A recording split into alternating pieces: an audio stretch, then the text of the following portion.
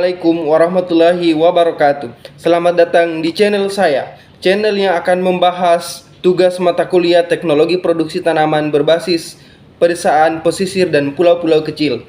Pada kesempatan ini, saya akan mempresentasikan tugas saya.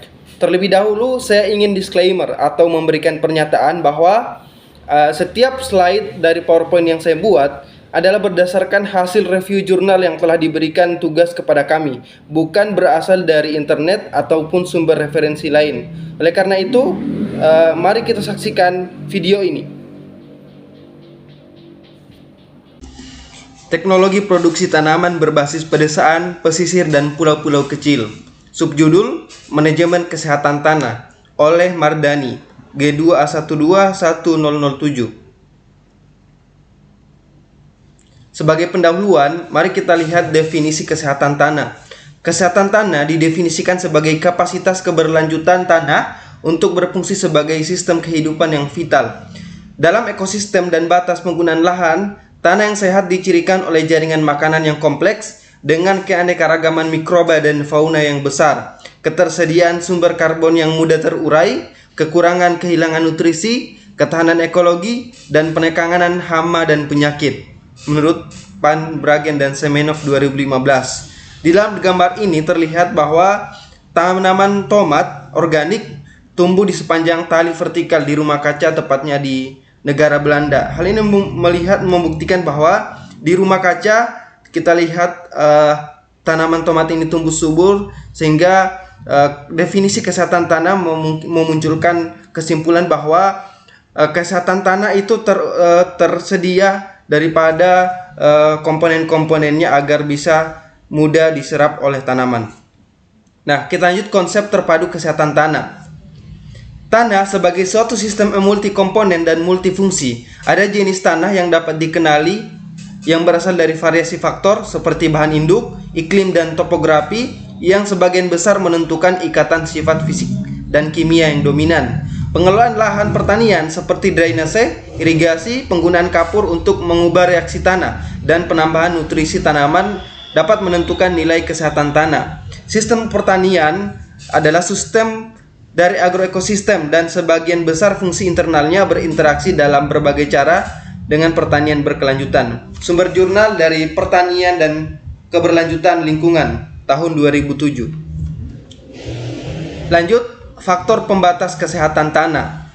Penggunaan dan pengelolaan lahan merupakan faktor pengendali atau faktor pembatas daripada kesehatan tanah. Jenis tanah tertentu terbentuk sebagai respon terhadap sifat bahan induk, topografi, dan faktor lingkungan seperti iklim dan vegetasi alami. Misalnya dengan hilangnya aliran permukaan karena erosi, perubahan aliran air tanah melalui drainase buatan, salinisasi karena praktisi irigasi yang buruk, hilangnya bahan organik tanah karena pencucian hara, dan manajemen budidaya yang tidak sesuai. Selanjutnya, mari kita lihat indikator penilaian kesehatan tanah. Pendekatan yang efektif adalah dengan menggunakan seperangkat uji diagnostik untuk kinerja sistem tanah yang dipilih sebagai indikator indikasi kondisi habitat, yaitu meliputi sifat fisik, ya misalnya kerapatan tanah, kemudian kimiawi misalkan pH dan salinitas. Sifat biologi tanah merupakan misalnya kandungan bahan organik tanah dan organisme kunci dan struktur komunitas, misalkan cacing tanah dan profil fenotipik. Lanjut, bagaimana menilai kesehatan tanah dari konsep pertanian organik dan pertanian konvensional. Pada pertanian konvensional, ketergantungan pada pengolahan tanah dan pupuk nitrogen sintetik dan pengendalian gulma dan penggunaan pestisida yang lebih tinggi dapat mempengaruhi kehidupan tanah yang dapat mengurangi serapan mikronutrien, mineral, dan produksi fitokimia pada tanaman. Sementara pertanian organik cenderung meningkatkan kesehatan tanah. Inokulan mikroba dan kompos serta mulsa yang mengurai bahan organik tanah dapat meningkatkan kandungan mikronutrien dan fitokimia sehingga dapat melindungi kesehatan tanah. Ini merupakan sumber dari Jurnal Kesehatan Tanah dan Kepadatan Nutrisi Tanah tahun 2021. Lanjut, kesehatan tanah dapat menunjang pertanian berkelanjutan. Nah, kesehatan tanah sangat erat kaitannya dengan pertanian berkelanjutan Karena keanekaragaman dan aktivitas mikroorganisme tanah merupakan komponen utama kesehatan tanah. Fungi Mycorrhiza arbuscula atau AMF, Cyanobacteria dan nematoda bermanfaat meningkatkan efisiensi penggunaan air dan ketersediaan hara bagi tanaman. Kelimpahan mikroorganisme tanah, produktiviti hormon, siklus hara tanah, dan ketahanan tanaman terhadap cekaman lingkungan. Tanah yang sehat berperan sebagai sistem kehidupan yang dinamis yang memberikan berbagai layanan ekosistem seperti mempertahankan kualitas air dan produktivitas tanaman, mengendalikan dekomposisi daur ulang hara tanah, dan menghilangkan gas rumah kaca dari atmosfer. Sumber jurnal dari Jurnal Pertanian Berkelanjutan tahun 2020.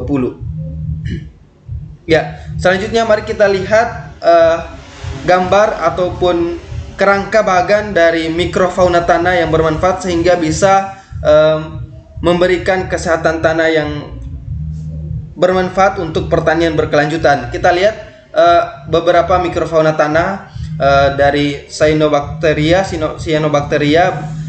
yaitu Rhizobacterium, Rhizobium, Aspergillium, Pseudomonas, Serratia, Streomonas, dan Serpsimeas. Sedangkan asosiasi Mycorrhiza itu nematoda yang menguntungkan, berasal dari bakteri, jamur, omnivora, dan nematoda predator. Nah, dari Cyanobacteria dan Mycorrhiza ini berinteraksi untuk menjadi komponen penting dari kesehatan tanah, yaitu dapat mempromosikan ataupun meningkatkan pertumbuhan tanaman mulai dari fotosintesis, hasil, ataupun ketahanannya terhadap patogen. Bisa juga berfungsi sebagai pupuk hayati, agen biokontrol, pemulihan lahan bekas, bioremediasi tanah, ataupun stabilitas dan produksi tanah gurun. Nah, hal itu akan berimplikasi dan berdampak pada pertanian dan lingkungan yang berkelanjutan, sehingga dengan penggunaan mikrofauna tanah yang bermanfaat ini dapat meningkatkan kesehatan tanah dan tentu meningkatkan efektivitas pertumbuhan tanaman dalam hal menunjang pertanian berkelanjutan. Ya, mari kita lihat hubungan kesehatan tanah dan pertumbuhan tanaman. Hasil penelitian dalam jurnal ini menunjukkan bahwa jumlah total spora pada tanah rhizosfer dari bibit kakao yang diberi perlakuan biostruktur cenderung lebih banyak dibandingkan dengan bibit yang diberikan aplikasi tanah tanpa aktivitas fauna tanah rekayasa ekosistem. Hal ini menunjukkan bahwa spora FMA yang dibawa oleh biostruktur yang terbentuk melalui aktivitas kolaboratif semut dan cacing tanah di dalam perkebunan kakao dicampur dengan berbagai jenis bahan organik mampu berkecambah dan menghasilkan hifa yang infektif pada akar bibit kakao sehingga bisa menginisiasi pertumbuhan bibit kakao. Sumber jurnal Ilmu Tanah dan Agroklimatologi 2021. Kita lihat dampak negatif pengelolaan lahan pertanian terhadap kesehatan tanah. Berbagai proses pengelolaan pertanian diterapkan pada ekosistem, termasuk input buatan seperti bahan kimia dan pengolahan tanah, namun berdampak langsung pada petani, tetapi juga berdampak langsung pada kesehatan tanah. Misalnya, terjadinya pencucian hara akibat kesalahan sistem pertanian dapat menyebabkan degradasi permukaan air tanah serta mencemari pasokan air minum. Sementara persiapan lahan dan benih di beberapa lahan dapat meningkatkan resiko erosi tanah dan aliran sedimen ke sungai, atau dapat menyebabkan penutupan permukaan tanah, limpasan air permukaan yang cepat, dan peningkatan resiko banjir.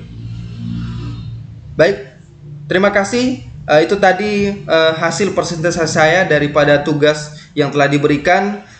Mohon maaf apabila ada kesalahan, dan sekian dan terima kasih. Assalamualaikum warahmatullahi wabarakatuh.